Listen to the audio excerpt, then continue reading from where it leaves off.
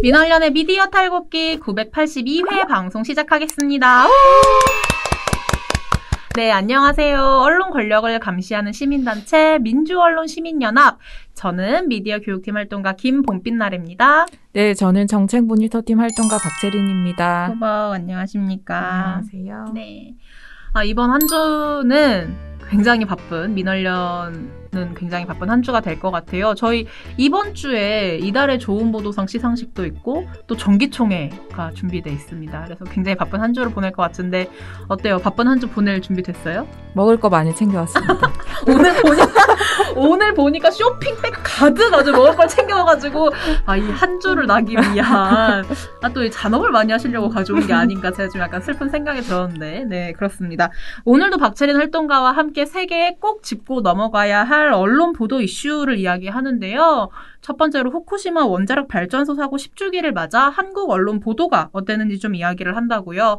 저는 기억하실 것 같아요. 3월 3일에 중앙일보 칼럼에 노트북을 열며라는 그 대제목으로 대통령님 이젠 너무 늦었잖아요 라는 칼럼이 굉장히 기억에 강렬하게 남거든요. 그게 내용이 뭐였냐면 문재인 대통령이 3.1절을 맞아서 한 그 기념사에서 한일 관계를 이야기하는 중에 이 동일본 대지진으로 인한 원자력 발전소 사고 등에 대한 추모 언급이 없다라고 비판을 한 칼럼이었어요. 저는 이 칼럼 너무 뜬금없어서 굉장히 강렬하다는 생각이 들었거든요. 보셨어요, 이 칼럼? 아니요. 안 봤어요? 근데 여기 보고 이제 뒤늦게 저도 한번 읽어봤어요. 네. 근데 저는 약간 뜬금없다는 생각이 좀 들면서도 한일 관계가 나쁜 상황에서 뭔가 동일본 대지진이 10주년도 다가오니까 언급을 했어도 좋겠다라는 생각이 살짝 들기는 했었어요. 그래요? 저는 3.1절 기념사에서 굳이 이거 언급 안 했다고 대통령님 이젠 너무 늦었잖아요 라고 말씀을 하시는 게 그런 부분이 좀 과하다. 그래서 이제 시작을 하면서 얘기를 했는데 맞습니다. 동일본 대지진이 발생한 지 어느덧 10년이 지났습니다. 1900년대 이후에 세계에서 4번째로 강력한 지진으로 기록이 됐다는데요. 당시 동일본 대지진의 여파로 높이가 15m의 대형 쓰나미가 몰려오고 후쿠시마 제1원전 가동 중지가 됐습니다. 그래서 이제 원자로 1호기, 2호기, 3호기에서 핵 연료봉이 녹아내리는 멜트다운이 발생했고 수소 폭발이 일어났죠. 히로시마 원자 폭탄에 168개 분에 달하는 방사성 물질이 누출됐었습니다. 이때 우리는 원자력 발전소 사고가 났을 때 그리고 방사능 누출이 됐을 때 얼마나 끔찍한 재난 상황이 펼쳐지는지 두 눈으로 똑똑히 목격을 했고 문제의식을 느꼈어요.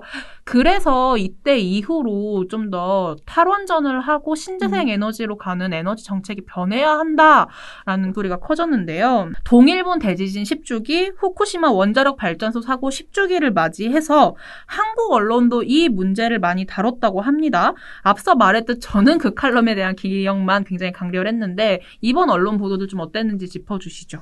네, 저는 개인적으로 가장 인상 깊었던 기사가 이제 기자들이 후쿠시마에 직접 갔다 오고 나서 가도 돼요, 지금? 안전 장비 같은 거를 하고 가더라고요. 그래서 네. 거기 직접 갔다 온 기자들의 루포가 기억에 네. 남는데요. 그러니까 서울신문과 한국일보가 이제 직접 그곳에 갔다 왔습니다. 3월 8일자 같은 날에 이제 두 신문이 그 루포를 내놨는데요. 네. 한국신문의 경우에는 제목이 일본 대지진 10년. 한국일보의 경우죠. 네. 일본 대지진 10년 원전 인근 마을은 그날에 멈춰 서 있다라는 제목의 기사였습니다. 이 한국일보 기자가 갔다 온 곳이 후쿠시마 피난 해제 지역이라는 건데요. 네. 그러니까 이 후쿠시마 피난 해제 지역이라는 게 뭐냐면 지난해 3월에 일본 정부가 귀환 곤란 구역을 해제를 했어요. 귀환하면 곤란한 구역이다. 바로 그런 뜻이겠죠? 네, 그래서 일본 내에서도 너무 이르다라는 비판이 있었는데 그 지역을 갔다 온 건데요.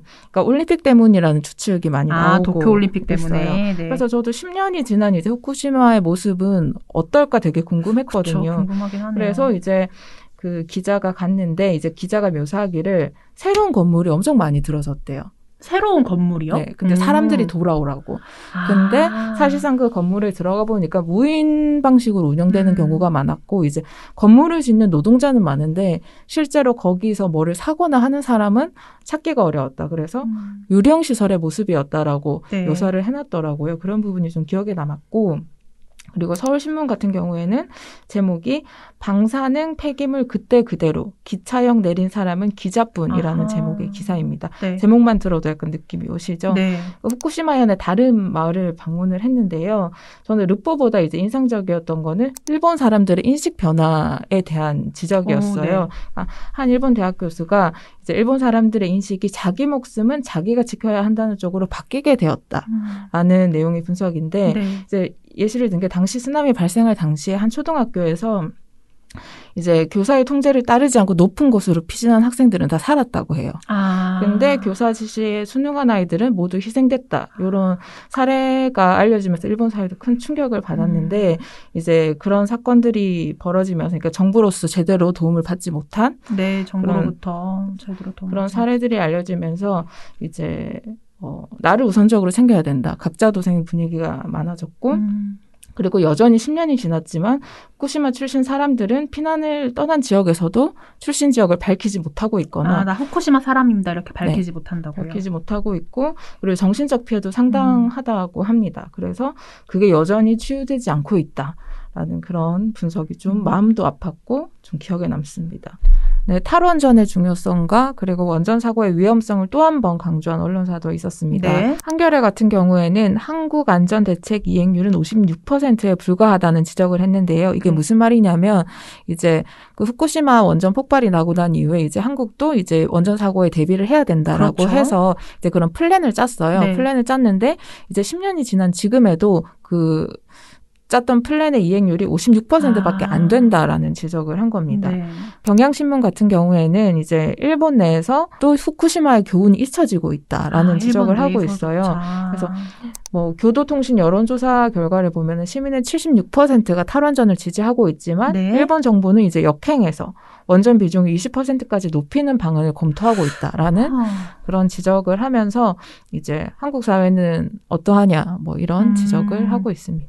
네, 지금 박채린 활동가가 이야기해준 보도들, 서울신문, 한국일보, 한겨레, 경향, 뭐 이런 언론들의 기사를 보면은 상당수 언론이 그래도 재난의 참상을 다시 한번 전했다, 이렇게 조명을 해봤다 이야기할 수 있을 것 같아요. 특히 두드러진 점이 지금 얘기를 들었을 때 저는 진보 매체라고 분류되는 한겨레나 경향 같은 경우에는 원전의 위험성을 그래도 좀 강조해서 전달했다라는 생각도 들고요. 그런데 이제 문제는 또 반대로 보수 언론에서 재난의 참상을 전하기는 전하면서도 원전의 필요성을 오히려 강조했다라고 이야기를 합니다. 이거 저는 후쿠시마 원자력 발전소 10주기를 맞이해서 하는 보도에서 원전을 강조했다라는 게 좀 아이러니하거든요. 네, 일본 언론에서는 이제 동일본 대지진과 원전에 대한 입장이 좀 연결되지 않는 모습이 좀 보였는데요. 네. 그러니까 대지진 후쿠시마를 두고는 비극적이다라고 다들 하면서 사진이라도 다들 작게 싣기는 했어요. 그렇죠. 비극적인 사건이니까. 네, 그래서 그런데 원전에 대해서는 조금 다른 모습이 보였습니다. 네. 먼저 한국경제 3월 8일자 사설을 한번 살펴볼게요. 제목은 원전 기술 단절 고심하는 일본, 스스로 파괴하는 한국 이런 사설인데요. 네. 그러니까 내용을 읽어드리면 일본에서는 2030년 원전 기술 낭떠러지론이 부상하고 있다면서 이제 원전 기술의 맥이 끊어질 것을 일본 내에서 걱정하는 목소리가 있다라고 네. 하면서 그러면서 뭐라고 했냐면 이제 대형 자연재해라는 외부 요인에 의해 어쩔 수 없이 쇠락한 일본과 대조적으로 우리는 스스로 원전 산업을 무덤 속으로 떠밀고 있다. 그러면서 이제 후속 세대 양성에 빨간불이 켜졌다라고 얘기를 하고 있는 겁니다. 네. 한국 경제에서는 그러니까 우리나라가 스스로 원전 산업을 무덤 속으로 떠밀고 있다라고 네. 했는데 사실 우리가 탈원전을 선택한 거는 뭐 동일본 대지진처럼 재난이 있었고 네. 그리고 재생에너지의 필요성이 높아지면서 선택을 한 것이잖아요. 그렇죠. 근데 그거를 원전 산업을 무덤 속으로 떠밀고 있다라고 지적을 하고 있는 것입니다. 그러면서 후속 세대의 양성에 빨간불이 켜졌다라고 하는 건데 이제 한국 경제에서는 후속 세대에게 원전을 물려줘야 된다. 뭐 그런 메시지를 담고 있는 것이죠. 네. 그리고 중앙일보 3월 10일자 기사를 볼게요. 제목은 지진 때 원자로 자동 정지, 해안 방벽 높여 쓰나미 대비.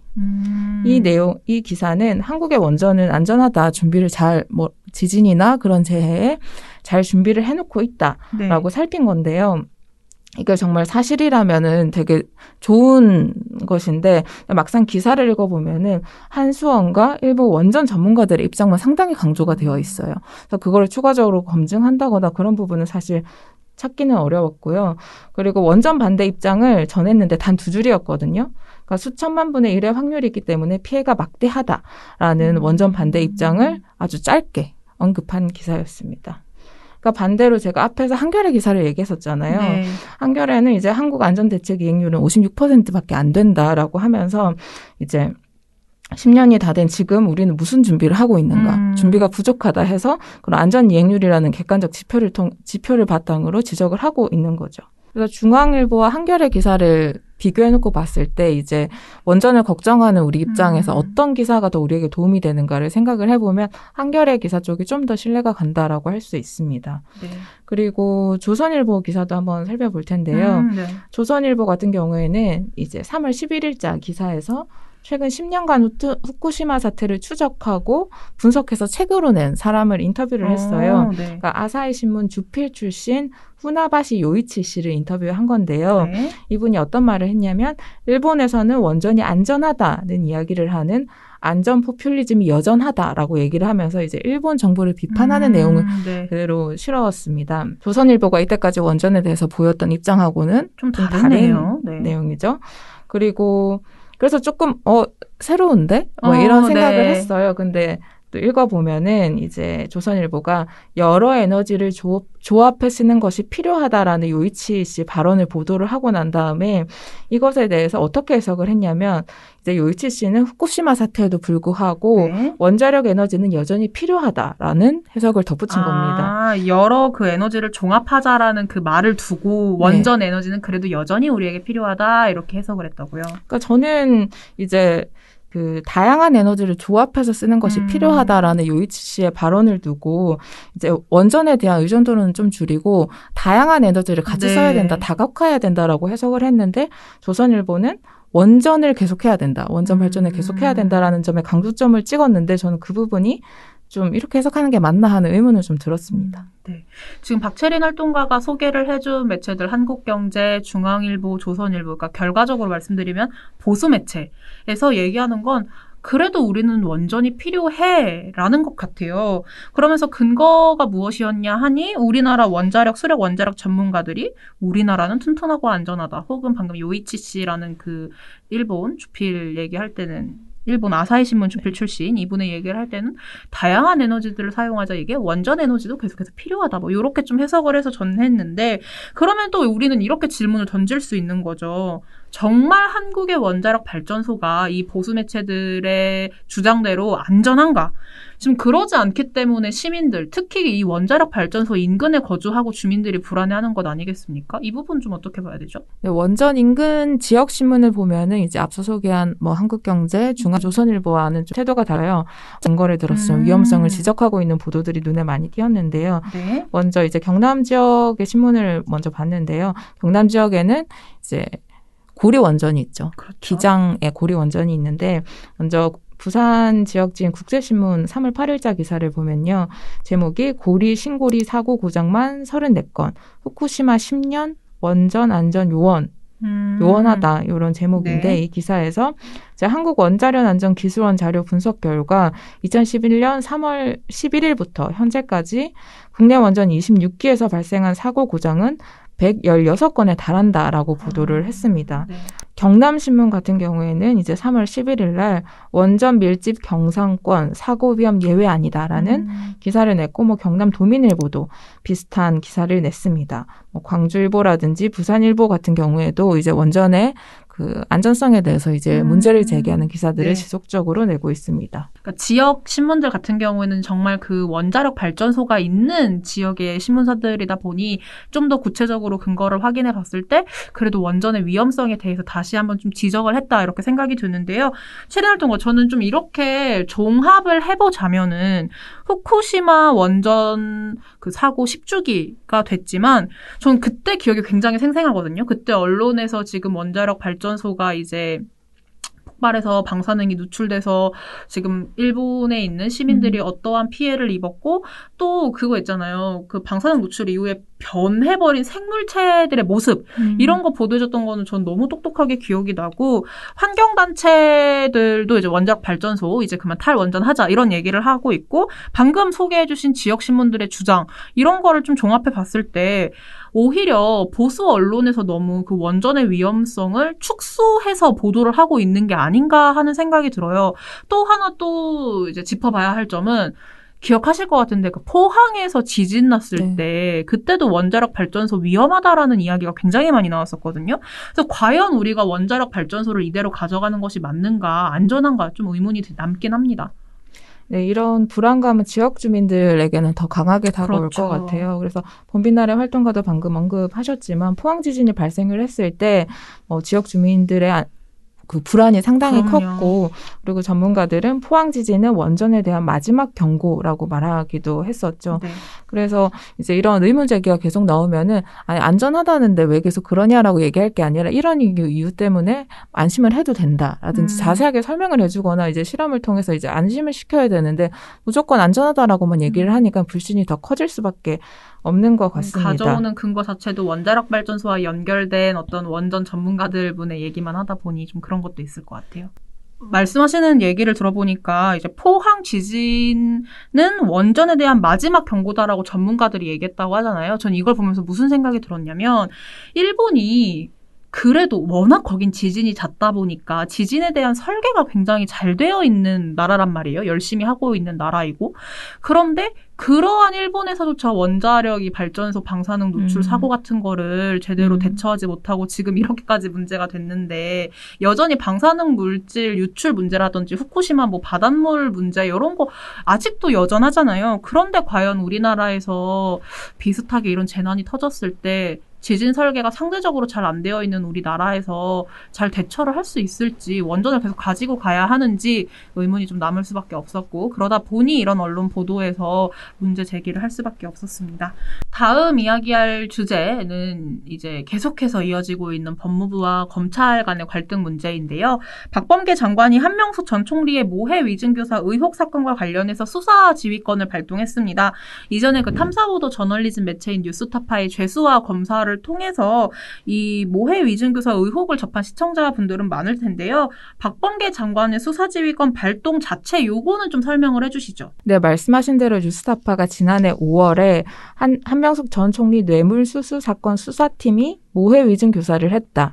즉 한 전 총리를 수사 후 기소하는 과정에 있어서 이제 증인에게 위증을 지시했다는 의혹을 제기를 했습니다. 네. 그래서 이문정 검사가 지난해 9월부터 이 사건을 조사하기 시작을 했고요. 네. 하지만 수사권은 없었어요. 근데 그럼에도 많은 조사가 이루어졌고 이제 박범계 장관이 취임을 하면서 이제 임 검사에게 수사권을 줬습니다. 그런데 얼마 지나지 않아서 임 검사가 배제된 채로 단 3일 만에 증거가 부족하다는 이유로 모해 위증은 없었다라고 처리를 해버린 겁니다. 그러니까 사건 기록 6천 쪽에 달했고 그리고 뉴스타파가 한 보도에 따르면 검찰이 증인으로 내세우고자 했던 4명 중에 3명이 위증 교사가 있었다라고 얘기를 했고 그다음에 증언을 앞두고 검사가 재소자들을 이례적으로 수십 차례 불렀다고 해요. 그래서 그 과정에서 뭐 특혜나 이런 것들이 실제로 드러나기도 했어요. 그래서 의심가는 정황이 상당히 많았기 때문에 이제 박범계 장관이 이제 대검의 그런 모해 위증이 없었다라는 결정이 불합리하다면서 이제 수사권 지휘 발동을 한 것입니다. 여기서 한 가지 좀 짚고 넘어가야 될 부분은요. 지금 이런 조사나 의혹 제기가 한명숙 전 총리의 유죄를 뒤집자는 것이 아니라 이제 검찰이 당시에 재소자들에게 위증하라고 회유했는지를 좀 충분하게 수사해볼 여지가 있다. 네. 그래서 그런 문제점이 발견이 됐으니까 좀 더 수사를 해달라 이런 겁니다. 그런데 이제 지난 19일 날 이제 결정이 났어요. 네. 이제 대검이 박범계 법무부 장관의 수사 지휘로 대검부장, 고검장 회의를 열었어요. 그래서 총 13시간 정도 마라톤 회의를 했다고 하는데 네. 이제 그 결과 이제 모해 위증 없다. 불기소하기로 결론을 냈다고 합니다. 저는 박채린 활동가의 말을 이제 종합을 해보자면 유죄 판결은 유죄 판결이고 지금 박범계 장관이 수사지휘권을 발동한 내용은 검사가 당시에 재소자들에게 위증하라고 회유하거나 혹은 압박을 했던 정황이 있느냐 이거를 확인해보자는 것이었잖아요. 정말 모해 위증 교사를 했다면 사법 질서를 흔든 게 맞고 있고 우리 사회 검찰 권력이 좀 어두운 면을 확인해 보는 것 아니겠습니까? 전 그렇게 생각이 드는데 그러면 언론도 당연히 당시에 검찰 수사가 적법했느냐 이거 문제라고 보고 비판적으로 접근해서 보도를 해야 할 사안이라고 보는데 오늘 박채린 활동가가 가져온 이유는 이게 보도가 좀 이상하니까 가져오셨겠죠. 어떻게 지금 언론이 보도를 하고 있습니까? 제가 문제로 꼽아온 기사들의 제목을 먼저 읽어드릴게요. 네. 한국경제 3월 18일자 기사입니다. 법무부 또 수사지휘권 발동, 한명숙 구하기이고요. 그다음에 중앙일보 같은 날 기사입니다. 여론재판으로 한명숙 유죄 판결 뒤집기 의도. 그리고 조선일보 역시 같은 날 기사입니다. 한명숙 유죄 못 뒤집자 검 수사 흠집내기 사면까지 노려. 라는 제목의 기사인데요. 조선일보 같은 경우에는 사면까지 노리고 있다라는 해석을 한 건데 그 부분을 읽어드리면 향후 8.15 특사에서 친노 진영의 데모로 불렸던 한 전 총리의 사면 명분을 확보하고 정치적으로는 여권의 검찰, 사법개혁의 정당성을 부여할 수 있는 다목적 카드라는 분석도 나온다라고 해석을 하고 있습니다.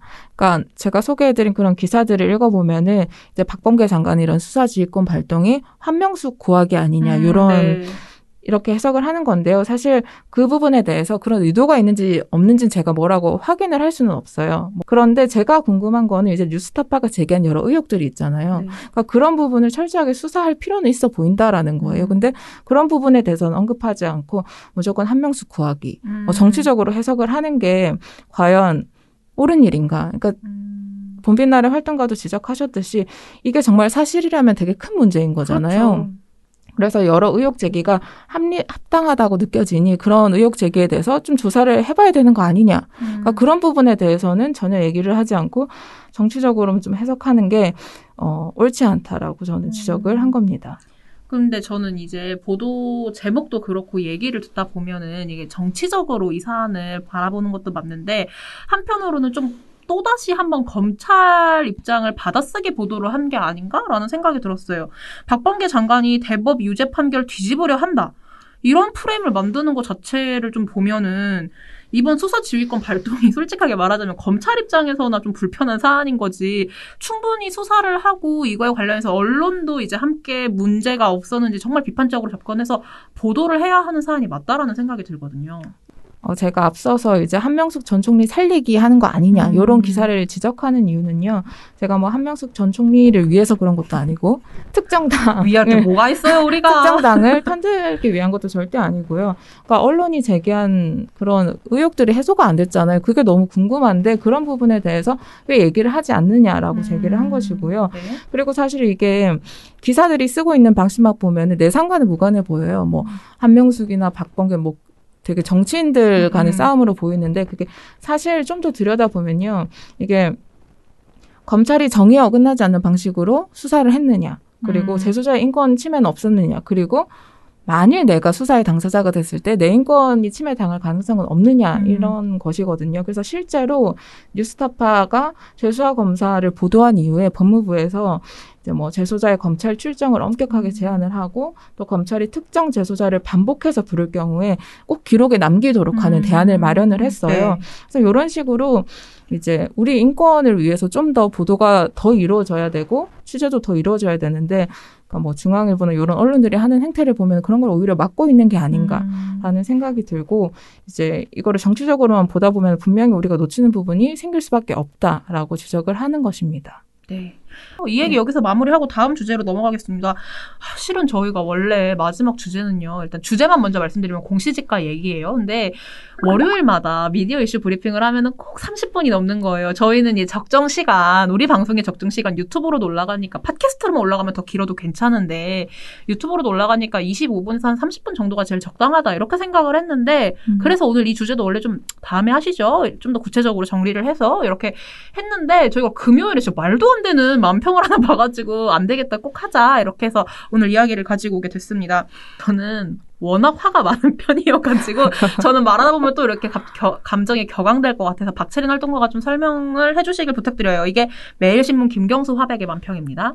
네, 한국 사람이라면 이 만평을 보고 누구나 똑같은 장면을 떠올렸을 것 같아요. 1980년 5.18 계엄군이 시민을 무자비하게 폭행하는 그 사진을 모두 다 떠올리셨을 것 같은데요. 네. 3명 군인의 위치라든지 방망이를 들고 있는 각도 이런 게 똑같아요. 그래서 저는 이 만평에서 가장 먼저 지적할 수 있는 부분은 사실 역사의식이 없다. 그러니까 광주 민주화 운동이라는 것에 대한 역사적 의의나 지금도 그 아픔이 계속되고 있다는 것에 대한 공감의식이 전혀 없다라고 지적을 할 수 있는데요. 광주 민주화 운동에 대해서 잠깐만 짚어보면은 이제 광주 학살을 주도했던 전두환 씨는 내란, 살인죄 혐의로 사형까지 선고를 받았는데 여전히 사과를 안 하고 있죠. 그리고 5.18 유족회 집회에 따르면 광주 민주항쟁 과정에서 사망자는 166명, 그리고 부상으로 사망한 사람은 400명 정도이고요. 그리고 66명 여전히 시신도 찾지 못하고 있는 행방불명의 상태입니다. 65명. 네, 그래서 지금도 여전히 그 상처가 치유되지 못하고 있는 건데, 이제 이런 광주 민주화 운동을 대구 지역 신문인 매일신문이 이제 매일신문의 만평 작가인 김경수 씨가 이제 최근 인상된 공시가격을 비판하기 위해서 사용을 한 것입니다. 네. 그러니까 공시가격 인상이 아무리 문제다라고 지적하고 싶다 하더라도 세금을 더 내야 하는 사람과 그다음에 광주 민주항쟁 과정에서 이제 피해를 입은 사람과 똑같이 보는 게 그게 역사의식이 있다고 볼 수 있느냐, 그게 맞는 비유라고 볼 수 있느냐라는 지적을 할 수 있습니다. 이 만평이 공시가격에 대해서 비판을 하고 있는 거니까 공시가격에 대해서 잠깐 설명을 드리면요. 지난 3월 15일 국토교통부가 올해 전국 공동주택 공시가격이 지난해보다 19.08% 올랐다고 발표를 했습니다. 그래서 그 결과 고가주택을 보유하고 있는 사람들 중심으로 보유세가 늘어났습니다. 보유세에는 재산세와 종부세가 포함되어 있고요. 그리고 공시가격은 보유세나 건강보험료, 기초연금을 산정하는 그런 기준이 되기 때문에 이제 보유세가 오르게 되면은 건보료나 이런 것들이 같이 오르게 돼요. 그래서 이제 고가주택 보유자들의 건강보험료도 인상될 예정입니다. 그래서 만평에서는 이제 광주민주화 운동 피해자를 9억 초과 1주택자로 비유를 했고요. 그다음에 계엄군의 무자비한 폭행을 종부세, 재산세, 그리고 건강보험료에 비유를 한 겁니다. 9억 초과 주택을 보유를 해서 세금을 더 내야 하는 사람들의 고통과 그다음에 광주 민주화 운동 과정에서 이제 피해를 입은 사람들의 고통을 똑같이 정치를 시킨 건데 그게 과하다라고 할 수밖에 없고요. 그리고 완전히 실패한 비유작이라고 할 수 있습니다. 네, 저는 실은 이거 보면서 제가 분노를 할 것 그러니까 분노를 했어요. 이미 제가 그날 보면서 이거는 진짜 미쳤다고밖에 나는 말을 못하겠다. 너무 어떻게 이렇게 그림을 그리고 이거를 그러니까 그림을 그린 화백도 저는 문제라고 보지만 그거를 실은 매일신문도 저는 굉장히 큰 문제라고 생각했거든요. 그래서 무슨 생각을 했냐면, 그러니까 맞아요. 물론 부동산 정책에 대해서 부정적 평가 다수 있는 건 맞습니다. 하지만 그렇다고 하더라도 무고한 시민이 군부 권력의 목숨을 빼앗긴 5.18 광주 민주화 운동을 이 만평에서 비유로 사용을 한 게 저는 이 역사적 개념이 없다. 이런 우리나라의 비극적인 역사에 대해서 그러니까 몰역사성이다. 그런 걸 보여주고 있다라는 생각이 들었고 비유도 말씀하셨다시피 전두환 씨는 살인자예요. 근데 그런 사람하고 비교를 해서 지금 이 만화를 그렸다는 건 만평이 아예 실패작이다. 저는 이렇게밖에 생각이 안 들어요. 그 지점을 좀 짚어보고요. 비유도 상당히 문제적인데 저는 사실관계도 왜곡하고 있다라고 생각을 하는데요. 네. 이 만평을 보면은 세금 인상이 독재 정권 수준으로 상당히 폭압적이라는 건데 과연 그러한가 따져볼 필요가 있습니다. 네.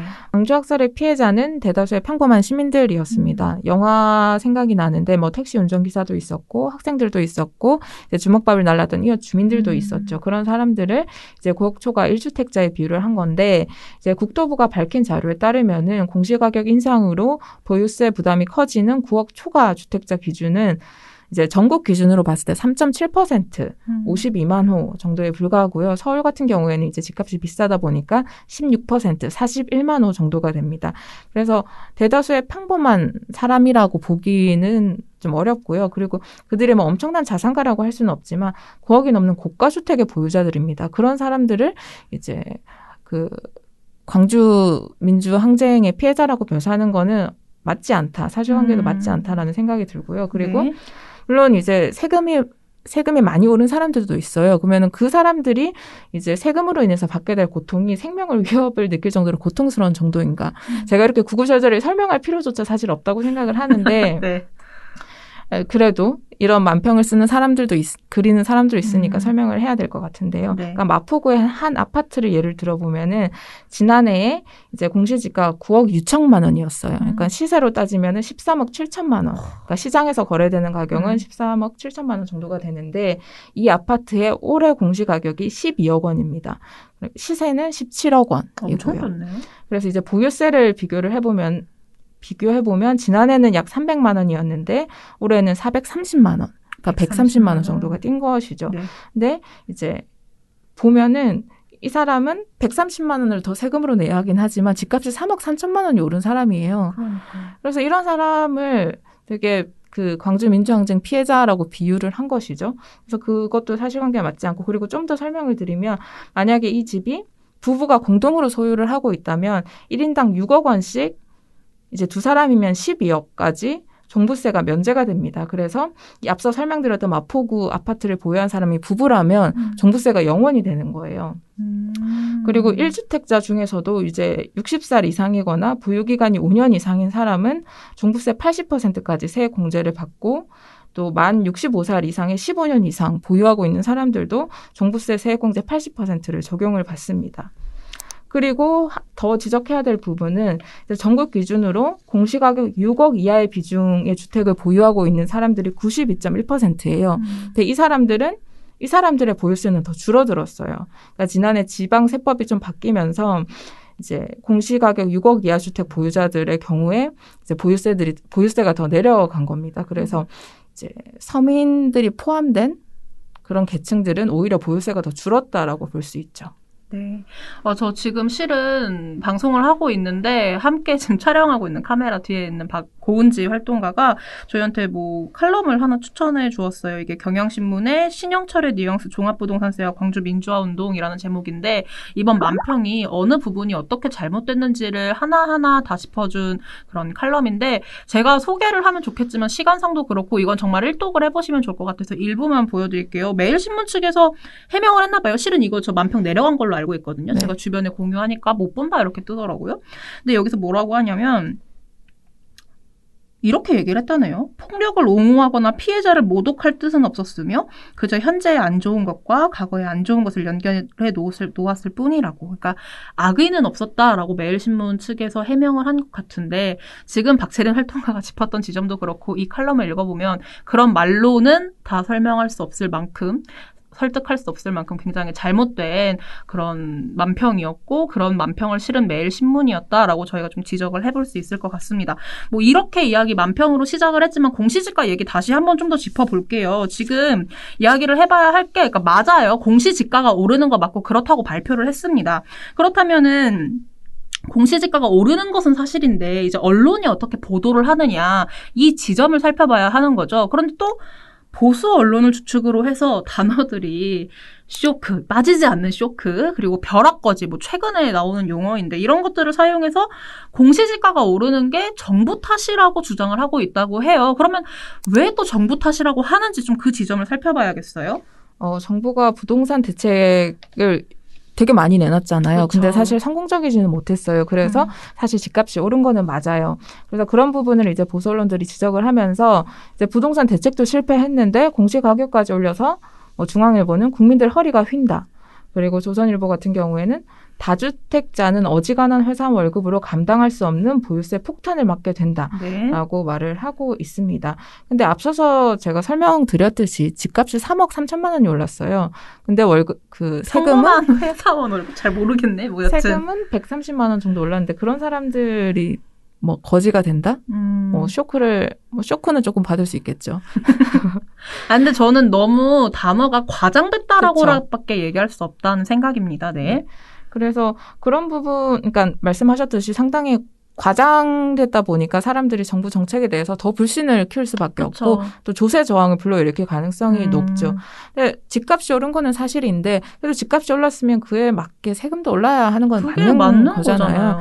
그래서 그런 것을 두고 쇼크, 벼락거지라고 얘기를 하니까 정부 정책에 대한 불신만 커지고 이제 합리적인 비판, 합리적인 대안 마련에 이제 걸림돌이 되는 거죠. 이 과정에서 집을 오랫동안 보유하고 계신 분이나 아니면 금융소득을 포함해서 소득이 없는 고령층이 과도한 세금으로 어려움을 겪지 않게 하라는 지적은 할 수 있다고 보는데요. 하지만 집값이 오른 만큼 세금에 반영하지 말라라는 그런 주장은 설득력도 없고 말이 안 된다라고 얘기를 할 수 있습니다. 네, 그렇습니다. 오늘 그 만평을 시작으로 해서 오늘 공시지가 얘기를 좀 전해드렸는데 이 부분 관련해서는 뭐 부동산 관련된 보도 문제 조만간 한번 짚을 것 같거든요. 그때 한번 또 이야기를 해볼 수 있으면 그때 또 자세하게 전해드리도록 하겠습니다. 오늘 이야기는 여기서 마무리하고요. 수요일에는 또 한 번 더 선거보도 이야기를 할 것 같아요. 그래서 그 지점도 수요일 방송도 재밌게 봐주시면 좋겠습니다. 오늘 방송은 여기서 마무리하겠습니다. 민원련의 미디어 탈곡기는 내일도 열심히 털어드리겠습니다. 탈탈탈 안녕.